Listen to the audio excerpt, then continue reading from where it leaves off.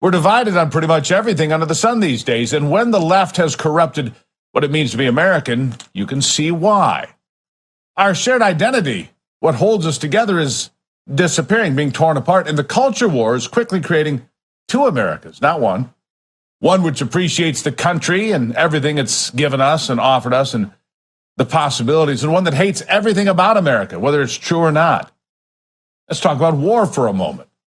The one in Israel and Gaza has caused deep divides among nations around the world, and in the Democrat Party here at home, not so much the Republicans. You see, the GOP is united in its approach to supporting Israel and rejecting terrorists, but those on the left, many digging in their heels, and some believe this could tear the Democrats in half for a generation to come, maybe forever. In fact, here in my home state of Michigan, real panic is setting in because Michigan has the most on the line when it comes to Democrats and voters that are Arab.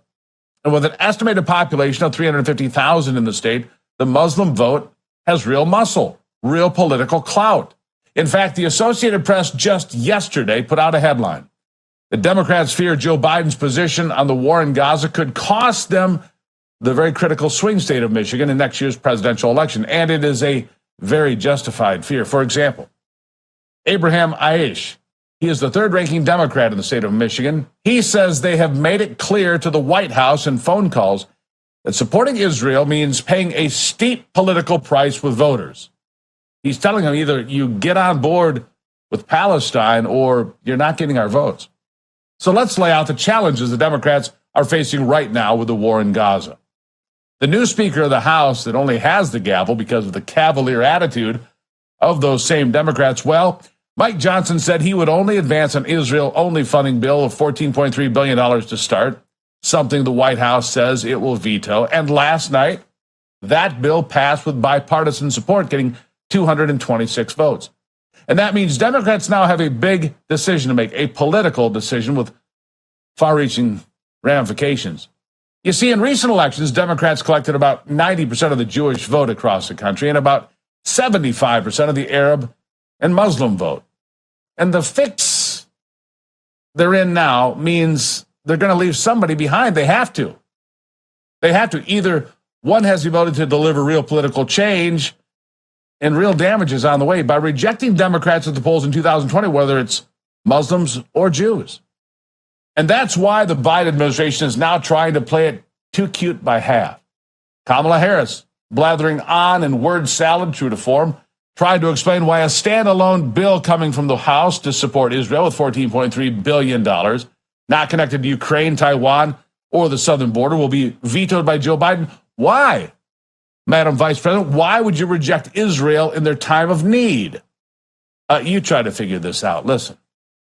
The White House has said it will veto any bill that doesn't include both Israel and Ukraine. House Speaker Mike Johnson has said that he wants to do Israel first alone and then move on to Ukraine and the U.S. border. What is the path forward there, and is there room for the White House to negotiate on U.S. border immigration issues in that package?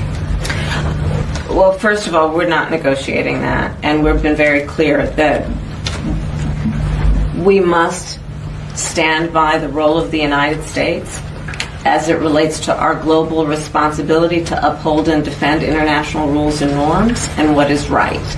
And so our proposal is that there be aid given to both places, to Israel and to Ukraine. And we are standing by that, as you have said. The President has been very clear. If any bifurcation of that should occur, he will veto the bill that you have referred to. But let's also be clear that these folks who want to be considered as leaders in the midst of global crises of a proportion we have not seen in a very long time are playing political games with people. Now, did she say anything there? I mean, I heard her talk a lot, but did she actually say anything?